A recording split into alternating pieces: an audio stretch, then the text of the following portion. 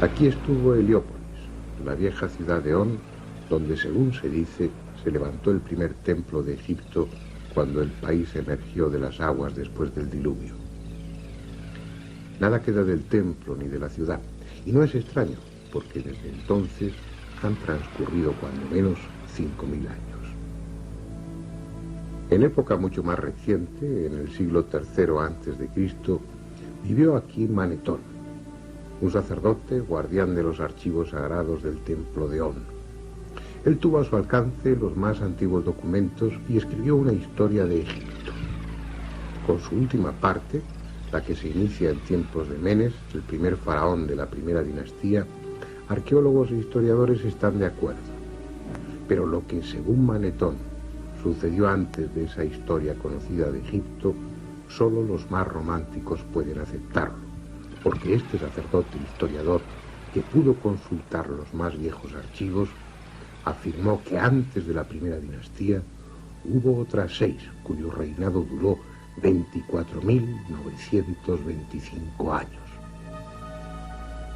Pensar que 30.000 años antes de Cristo ya había comenzado la historia de Egipto produce escalofríos, pero lo cierto es que el pasado acumulado en las arenas de este desierto y a ambas orillas del Nilo es conocido solo en parte. De forma misteriosa, surgió de repente una cultura perfectamente desarrollada. Donde solo había nómadas viviendo en plena edad de piedra, apareció bruscamente una civilización de hombres, astrónomos, arquitectos, matemáticos, médicos, escribas, hombres que levantaron pirámides y templos de singular belleza miles de años antes de Cristo. Ciencia antigua, dioses que ya eran viejos antes de que nacieran los que ahora se veneran, todo cabe en esta tierra y en los milenios que duró su historia. Todo menos una construcción singular, una montaña artificial que alguien levantó para desafiar al tiempo y dejar a los hombres del futuro un legado que fuera la síntesis de todo el conocimiento. Una colosal pirámide que encierra en sí misma todos los misterios.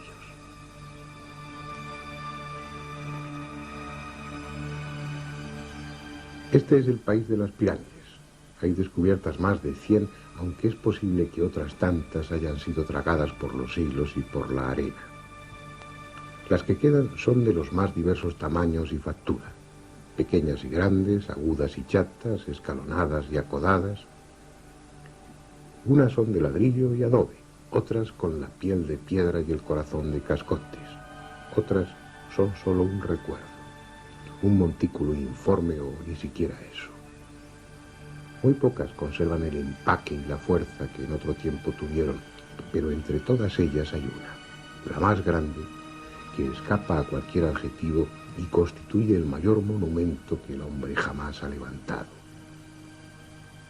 Si es que fue el hombre y no los mismos dioses quienes lo hicieron.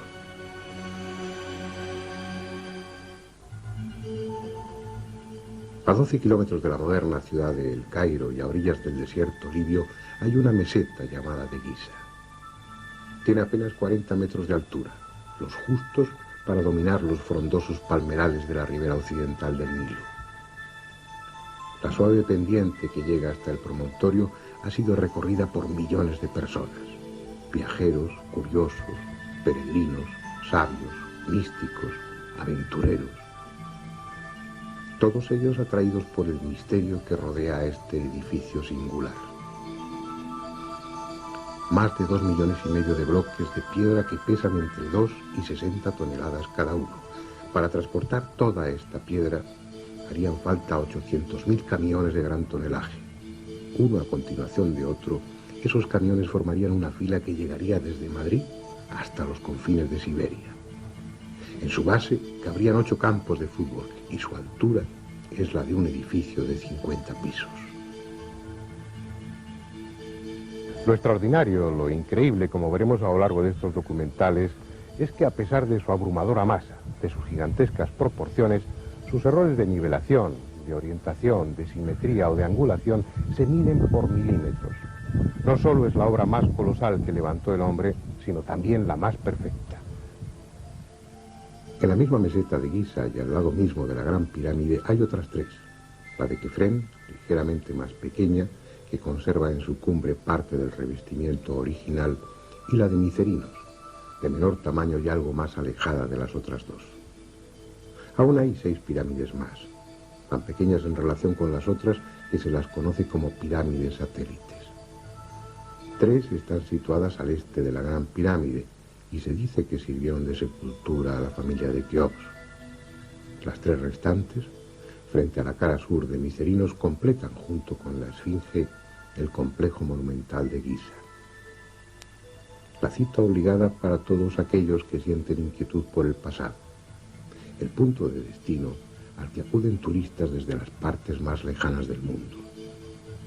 Se harán fotografías ante ella y luego recorrerán su interior. Unos saldrán impresionados, otros jadeantes por el esfuerzo, los más respirando ansiosamente tras la sensación de claustrofobia que se experimenta en los angostos túneles y pasillos. Pero pocos, muy pocos, saldrán con la conciencia de haber estado en las entrañas mismas del misterio. Pocos, muy pocos, sabrán que han visitado un monumento que, pese a su rotunda solidez, es imposible que esté ahí. Este interés hacia la Gran Pirámide, que mueve a viajeros a recorrer miles de kilómetros para visitarla, no es una moda de estos tiempos. En todas las épocas han llegado hasta aquí sabios y curiosos tratando de descubrir su secreto. Heródoto, el célebre historiador griego, dejó escritas sus impresiones sobre la Gran Pirámide. Estuvo aquí hacia el año 440 a.C. y dio detalles sobre la construcción que hoy ya no están a nuestro alcance. Por ejemplo, contó que las caras de la Gran Pirámide estaban cubiertas de escritura, unos signos de los que ya nada se sabe. Atal Latif, un historiador árabe del siglo XIII, también se refirió a esa escritura. Dijo que en las 4 caras de la pirámide había un número tan grande de inscripciones que con ellas podrían llenarse 10.000 páginas.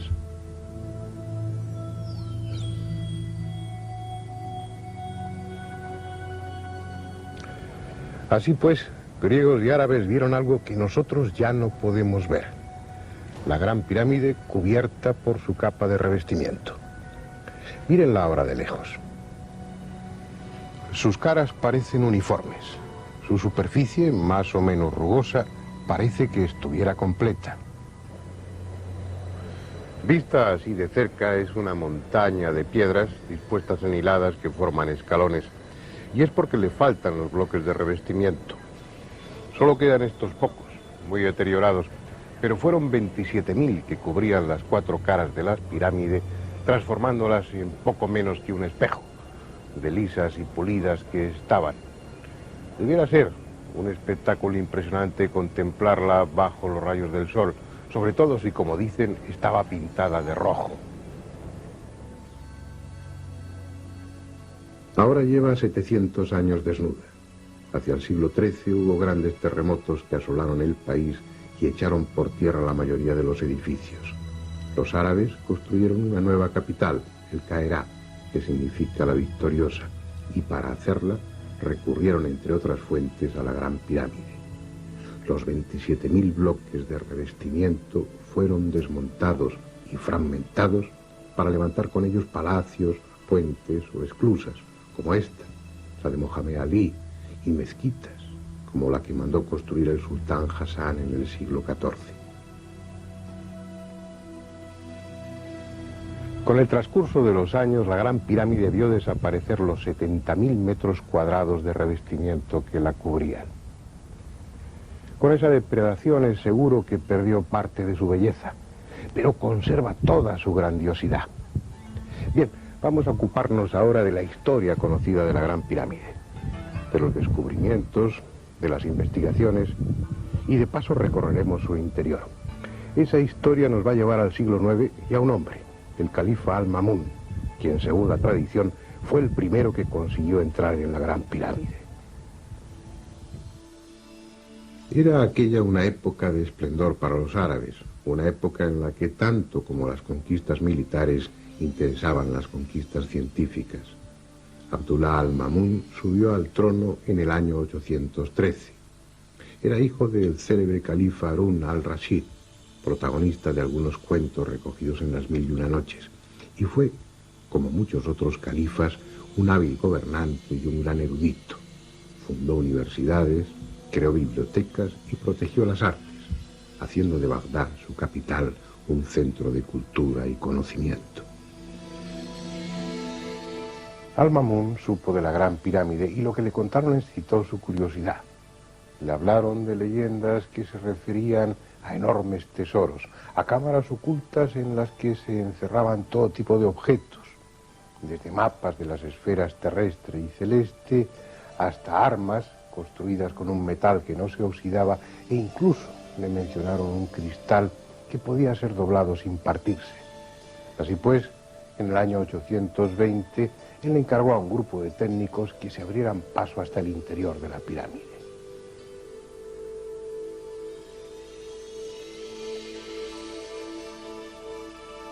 El resultado fue esta galería por la que hoy entran los turistas. Una mina que, rompiendo las piedras, penetra 38 metros en dirección norte-sur, evita los bloques de piedra con los que se cegaba la entrada al canal ascendente y llega hasta este.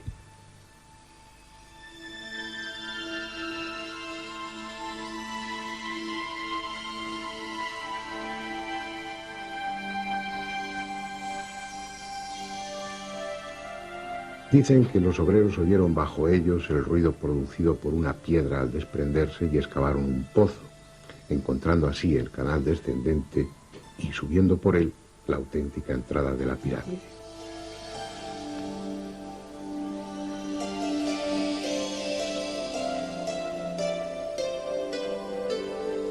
Lo cierto es que, aunque la tradición afirma que el túnel atribuido a Al-Ma'mún fue practicado por el azar, nadie puede creerse que por casualidad perforasen en la dirección correcta, a la altura correcta, que por casualidad evitasen los bloques que taponaban el canal ascendente y que por casualidad hiciesen un pozo que fuese a dar justamente al canal descendente.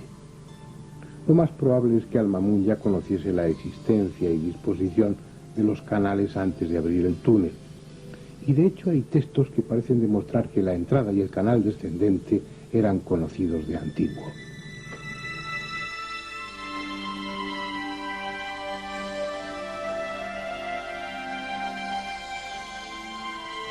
Estrabón, en el año 24 a.C., escribió que a cierto nivel, sobre uno de los lados de la pirámide, hay una piedra que puede retirarse y deja ver la entrada de una galería o siringa que termina en la tumba. Según Estrabón, el pasaje era angosto y bajo, de menos de 1,20 metros de ancho y de alto. Ese pasaje descendía 114 metros hasta una cámara excavada en la roca viva a 46 metros por debajo de la base de la pirámide. Esa cámara estaba medio llena de agua infestada y de sabandijas. Los datos que proporciona Estrabón son tan próximos a la realidad que no cabe la menor duda de que él conocía la auténtica entrada a la pirámide, esta precisamente donde estamos. También hablan de ella Heródoto y Plinio, aunque con menos detalle, pero mencionan la entrada, el túnel descendente y la cámara que hay al final de él. Según cuenta Estrabón, aquí, en esta entrada, había una piedra basculante dentro de las losas de revestimiento que permitía el acceso. No sabemos si eso es simplemente una leyenda o tal piedra existió en realidad. Bien, antes de entrar, vamos a ver con cierto detalle cómo es esta entrada a la siringa. Lo que primero destacan son los 4 gigantescos bloques de descarga que descansan sobre el dintel de la puerta. Muchos necios, con pretensión de pasar a la posteridad, han inscrito sus nombres. Pero la más estúpida de todas las inscripciones es la que hay en el bloque superior derecho. Está realizada en jeroglíficos por el egiptólogo alemán Lepsius a mediados del siglo pasado, y en ella se refiere al rey de Prusia, Federico Guillermo IV, y más ni menos que como rey del Alto y Bajo Egipto. En el triángulo formado por los bloques de descarga y el dintel hay 4 signos grabados. Un tetragrama que nada tiene que ver con la escritura jeroglífica egipcia ni con ninguna otra escritura conocida. No se sabe quién grabó esos signos ni cuándo. Quizás sean la obra de un bromista, o tal vez estén ahí desde el principio y constituyan la clave secreta de la pirámide. Bueno, creo que ha llegado el momento de que penetremos hacia las entrañas de la Gran Pirámide.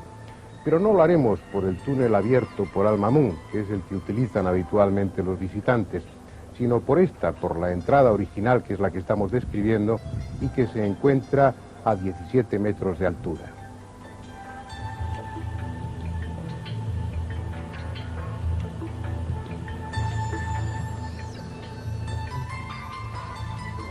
Hay dos barandillas, una a cada lado, y en el suelo un entarimado con tablas transversales para facilitar el descenso.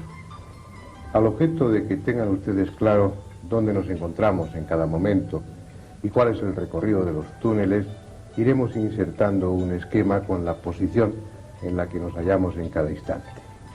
Vamos para allá. El camino ha de hacerse en postura incómoda, porque el pasaje solo mide 1,22 metros de altura por poco más de 1 metro de ancho. A los 30 metros de recorrido ya hemos dejado la pirámide y estamos bajo ella, hundiéndonos cada vez más en el subsuelo. Ese canal descendente tiene en total 105 metros y 15 centímetros de longitud. Y estamos a más de 30 metros por debajo del nivel de la meseta. Ya abajo del todo, al final del canal descendente, se abre un pequeño tramo horizontal aún más angosto. Tiene apenas 90 centímetros de anchura por 80 de alto, pero merece la pena internarse por él y recorrer su corto trayecto. Apenas tiene 9 metros, porque al final está la cámara del caos.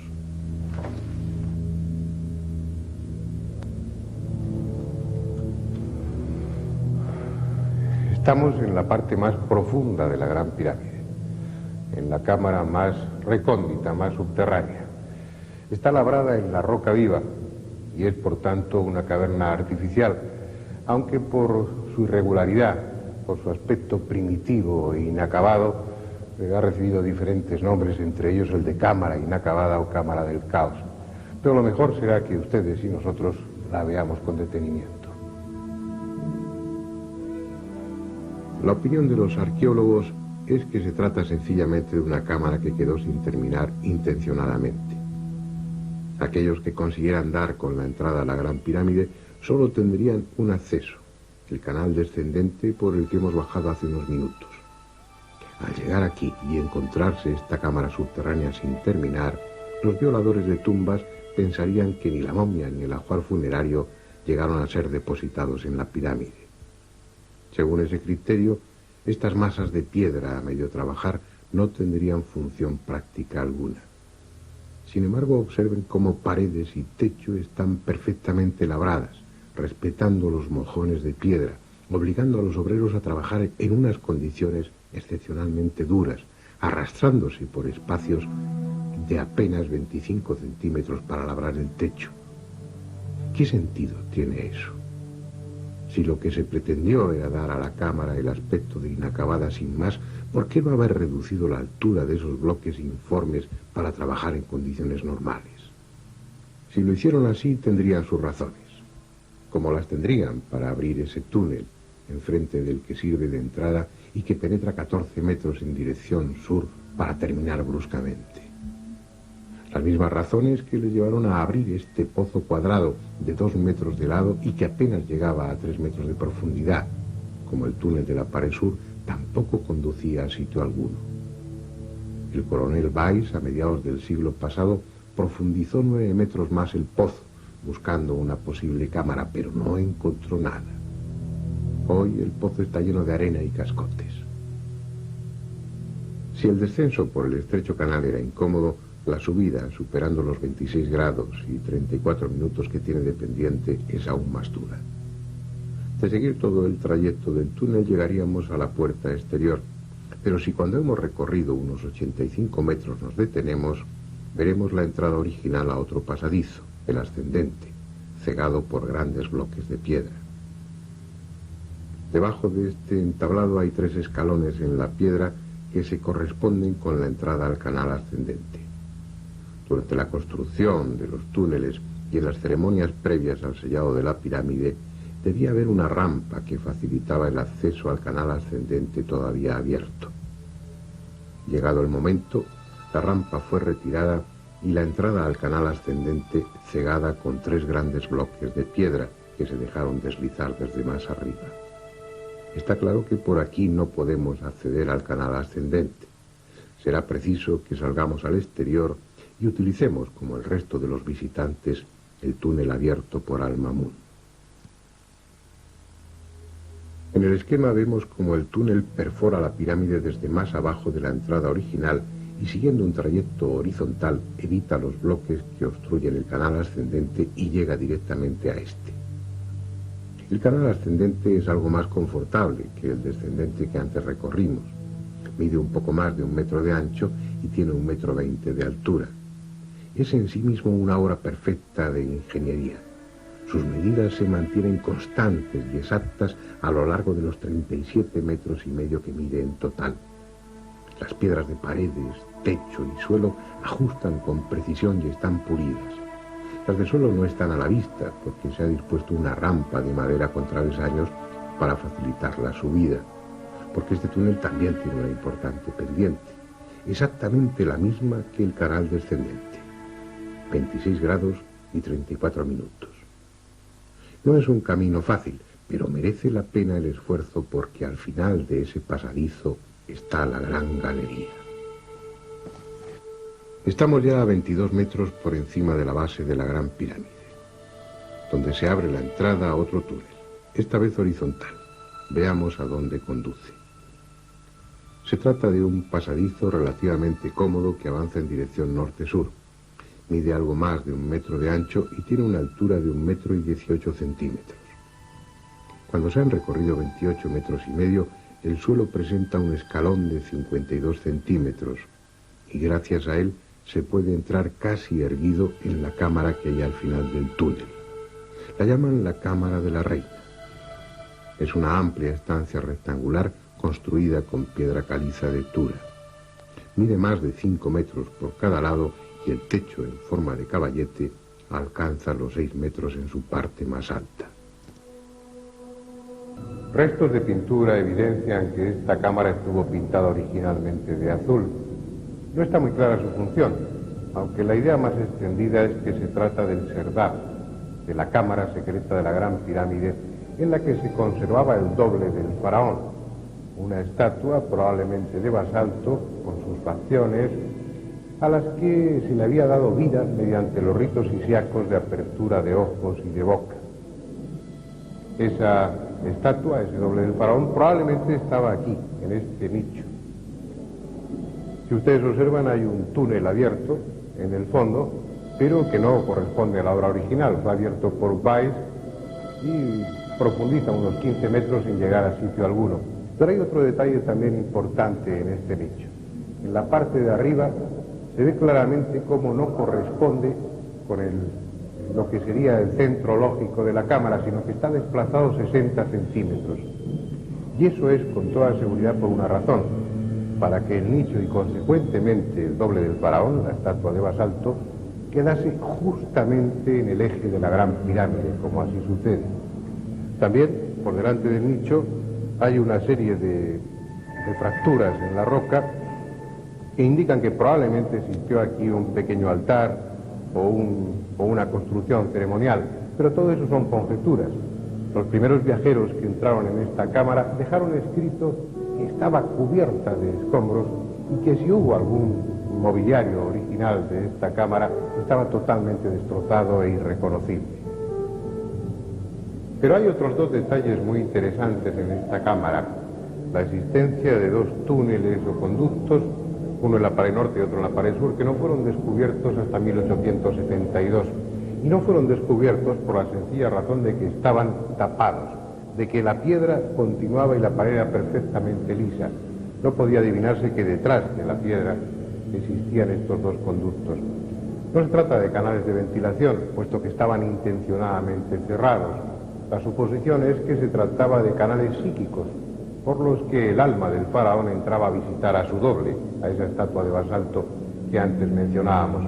En cualquier caso, la realización de estos 2 conductos que suben, se extienden a todo lo largo de la pirámide perpendicularmente a las paredes norte y sur, La realización de estos túneles, insisto, es una demostración del nivel técnico y constructivo de aquellas gentes, puesto que los planos no pudieron modificarse en ningún momento, ya que los canales se fueron haciendo a medida que la construcción iba avanzando.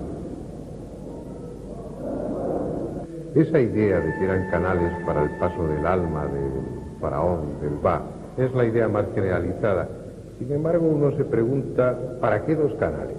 ¿Acaso necesitaba uno para entrar y otro para salir? Y aún más, ¿para qué la existencia de los mismos canales? ¿Es que acaso el alma no puede atravesar la piedra? Porque el hecho es que estos agujeros estaban tapados con piedra. Por lo tanto, el alma no podría entrar ni salir. Y si podía atravesar la piedra, entonces ¿qué necesidad había de los canales? Tal vez simplemente señalaban un camino, pero si es así, ¿por qué abiertos al norte y al sur, cuando en la vida de ultratumba precisamente las direcciones importantes son el este y el oeste? Estos canales siguen siendo un misterio, a pesar de que en los círculos arqueológicos se sostenga que fueron canales psíquicos. Un misterio al que se ha venido a añadir otro nuevo, algo que complica aún más las cosas. En 1993, mientras se realizaban una serie de obras para mejorar la ventilación en el interior de la pirámide, el ingeniero alemán Rudolf Gattenbin tuvo la ocurrencia de introducir precisamente por este canal un pequeño robot provisto de una cámara de televisión. El robot ascendió sin problema durante los primeros 65 metros, pero llegado a ese punto tropezó con algo inesperado. Una puerta interrumpía su paso, una pequeña puerta en la que, a través de las imágenes que ese mismo robot grabó, parecen distinguirse dos pomos de cobre o de bronce de los que se desprende una estela de oxidación. ¿Qué hay detrás de esa puerta? Un secreto más de la Gran Pirámide. Bueno, ahora volvamos a ese punto en el que coincidía el canal ascendente con este otro horizontal que nos ha permitido llegar hasta la Cámara de la Reina.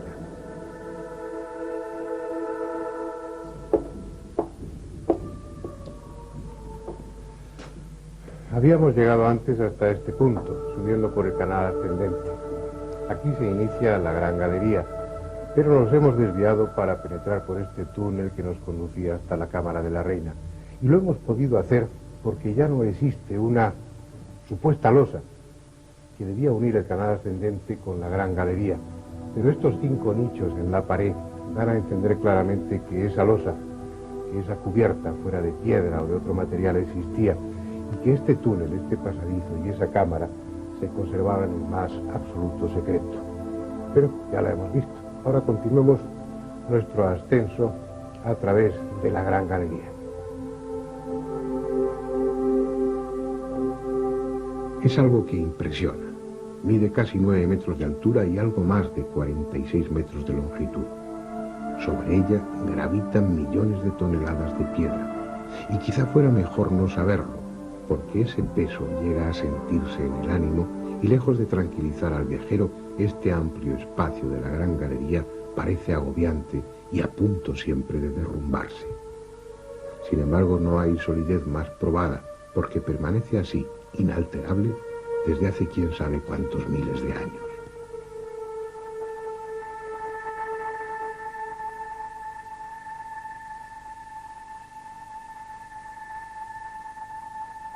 Sus muros, implacablemente paralelos en todo su recorrido, se van cerrando con 7 saledizos, de forma tal que allá arriba el techo, formado por 40 losas imbricadas como tejas, tiene solo 1 metro de anchura, en tanto que en el suelo mide 2 metros, incluyendo en ellos 2 banquetas laterales.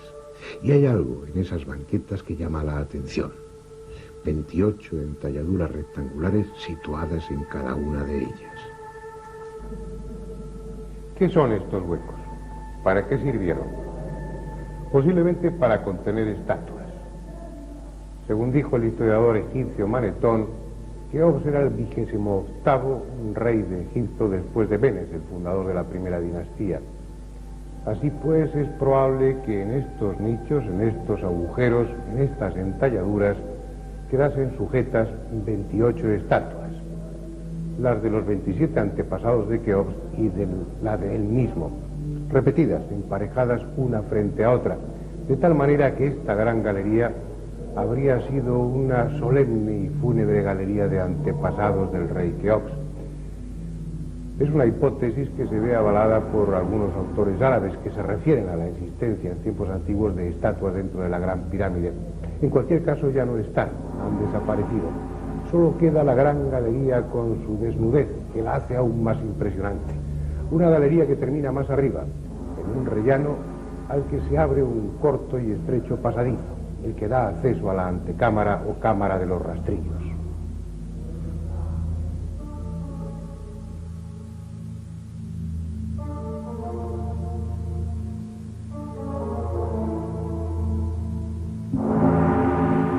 De todas las estancias de la Gran Pirámide, esta pequeña cámara es la que parece haber desempeñado una función más definida. Las 3 correderas talladas en las paredes laterales, las 4 ranuras verticales de la pared sur y algunos otros detalles sugieren que esta cámara quedaba cerrada con 3 losas de piedra que se dejaron deslizar desde arriba mediante un sistema de cuerdas. Cuando entraron los primeros profanadores, las losas habían descendido y estaban en su sitio, tapando el acceso a la cámara del rey. La prueba es el destrozo que tuvieron que hacer en esta piedra, hoy reconstruida con yeso, para pasar por encima de las losas que obstruían la entrada. Hoy de esas losas que taponaban el conducto no queda ni resto, y el acceso a la cámara del rey está perfectamente abierto.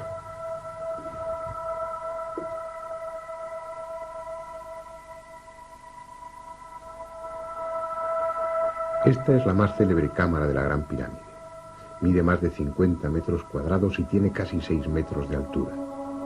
Está construida con bloques de granito rojo de Asuán y 9 colosales losas que pesan unas 400 toneladas constituyen el techo. Nada hay en ella, salvo este sarcófago de granito. A finales del siglo XVIII aún estaba la tapa rota y apoyada en la pared, pero hoy ni siquiera eso queda. Solo el cofre de piedra, roto en una de sus esquinas, y la desnuda estancia.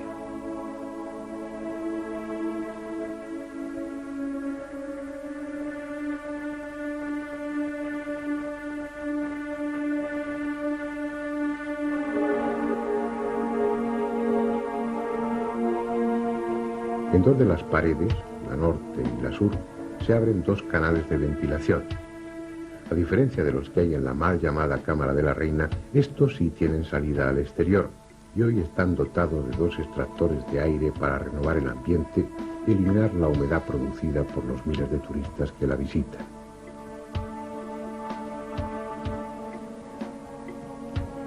Bien, aunque limpia de escombros y de eyecciones de murciélagos, este interior de la Gran Pirámide que acabamos de visitar es prácticamente el mismo que se encontraron los árabes del siglo IX. La falta de tesoros alejó a los expoliadores y por su parte la superstición y las alimañas alejaron al resto de los visitantes.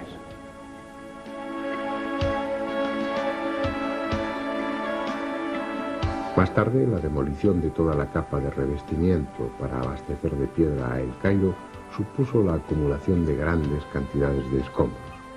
Por la entrada auténtica cayeron tanta arena y cascotes que el canal descendente quedó obstruido en un centenar de metros de su recorrido. El túnel inferior, el que abriera al Mamún, ni siquiera era visible porque el desierto y los escombros cubrían la pirámide hasta 10 metros de altura. Y así estuvo durante siglos, hasta el Renacimiento, época en la que volvió a renovarse el interés por las culturas antiguas y los pasadizos fueron de nuevo abiertos.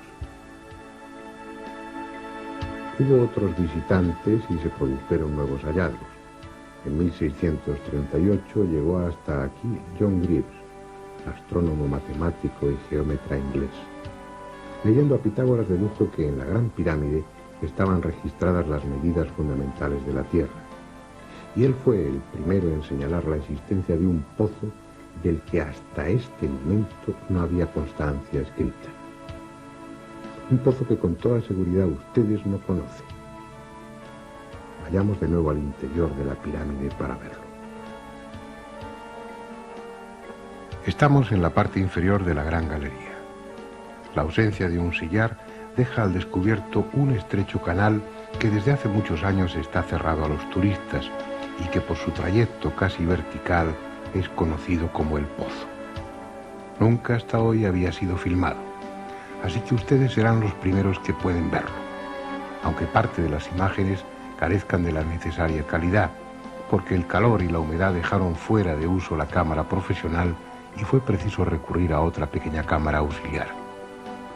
En realidad no es un pozo, sino un canal de 70 metros de longitud que, salvando un desnivel de 50 metros, comunica la Gran Galería con el canal descendente, muy cerca de la Cámara del Caos.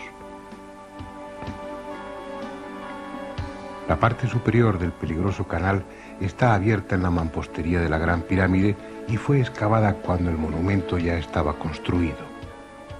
Su trazado, irregular y tortuoso, deja al descubierto las aristas de algún que otro bloque de piedra. No es un pozo que estuviera previsto en los planos de la pirámide. Fue excavado mucho después, con una intención que desconocemos.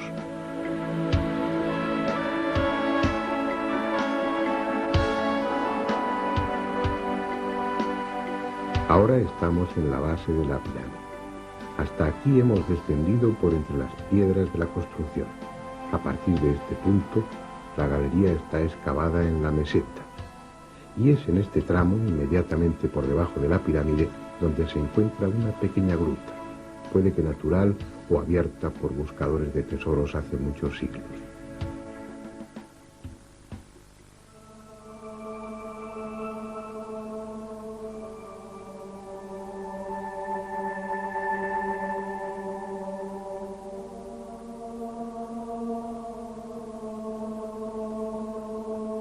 Otro detalle importante es la obra de mampostería, que indica que esta parte fue hecha en la época de la construcción de la pirámide. Probablemente este recubrimiento del pozo fue para impedir derrumbamientos, porque se corresponde con una zona de terreno poco firme, de argamasa y piedras casi sueltas. Más abajo ya no hay necesidad de muro alguno, porque el pozo se abre paso en la roca firme. Unos huecos en las paredes permiten apoyar apenas las puntas de los pies. El aire está enrarecido y el sudor termina por formar una compacta capa con el polvo y la arena desprendidos. No es un lugar agradable para pasear, pero nos hemos propuesto recorrer todos y cada uno de los huecos que hay en el interior de la Gran Pirámide. Por fin, el pasaje desemboca en la Siringa, en el canal descendente. La misión de este último trozo del pozo descendente, que desemboca precisamente aquí, parece clara, y era la de facilitar el descenso de los obreros desde la superficie para que así no se encontraran con los otros que iban trasladando escombros de canal descendente arriba. Después, en una fase posterior de la construcción de la Gran Pirámide, cuando se colocaron las primeras hiladas de piedra, ya de una forma inevitable quedó cerrado el pozo por su parte superior. ¿Quién perforó desde arriba, uniendo la Gran Galería con este antiguo pozo? ¿Para qué y cuándo? Son cuestiones no resueltas. En otro momento nos permitiremos especular sobre ello. Ahora es preciso que terminemos nuestro recorrido visitando otras cámaras a las que los turistas no tienen acceso, justo encima de la Cámara del Rey.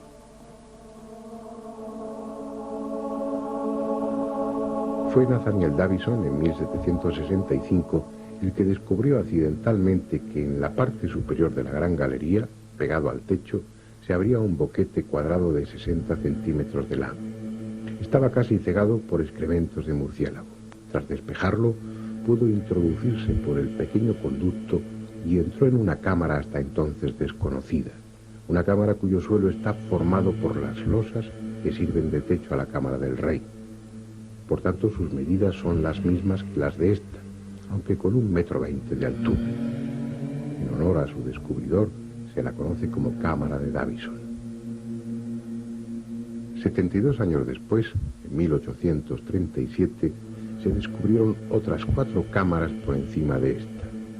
Fue a base de dinamita y bajo la responsabilidad de un coronel inglés retirado llamado Howard Weiss. por lo que las cámaras fueron bautizadas muy británicamente. Cámara de Wellington, Cámara del Almirante Nelson, Cámara de Lady Anne Arbuthnot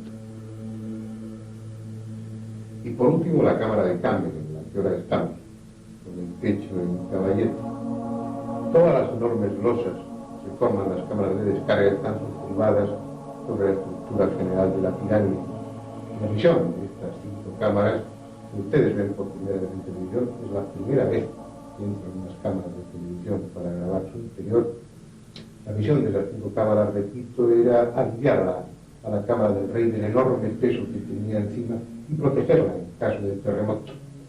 Una misión que parece que ha cumplido perfectamente, porque en esta última cámara, en esta 5ª cámara, se puede ver cómo las enormes losas que forman el techo se han ido abriendo con el paso del tiempo, probablemente por efecto de algún terremoto. Pero la colocación de unas tiras de yeso en algunos de los lugares durante los últimos años ha permitido ver que desde hace bastante tiempo, al menos desde que se instalaron esas tiras de yeso, no ha seguido abriéndose, por lo cual todo hace suponer que dentro de 15 o 20.000 años la Gran Pirámide seguirá estando aquí como está.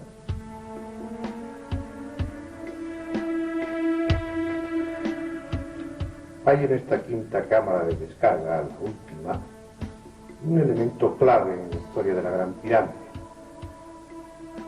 Este cartucho, esta inscripción, en la que según algunos está recogido el nombre de Keops. Así pues, estos jeroglíficos y la mención que hace Heródoto serían las 2 piezas fundamentales para sostener la hipótesis de que la Gran Pirámide fue construida por orden del faraón Keops. Pero hay otros que piensan que no, que lo que figura en esta inscripción no es realmente el nombre de Keops, sino una versión un tanto alterada del nombre del dios solar Khnum, por lo cual no quedaría nada más que el testimonio de Heródoto, y como veremos en su momento, también es más que discutible. Por otra parte, en una antigua inscripción jeroglífica denominada la Estela del Inventario, se afirma que la Gran Pirámide ya estaba construida en tiempos de Keops y era conocida como Templo de Isis. Esa misma inscripción dice que Keops se hizo enterrar junto a ella en una pirámide más pequeña.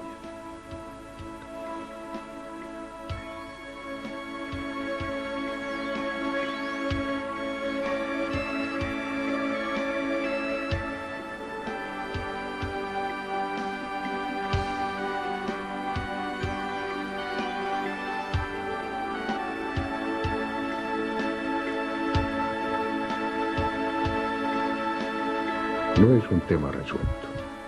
En otros capítulos intentaremos saber más sobre el origen de la Gran Pirámide, la técnica asombrosa que se utilizó en su construcción y las posibles funciones a las que estuvo destinada. Ahora se trataba de un recorrido por su interior, y ese recorrido termina aquí, en el más profundo de sus rincones y junto al más profundo de sus misterios, el que se refiere a la identidad de su constructor.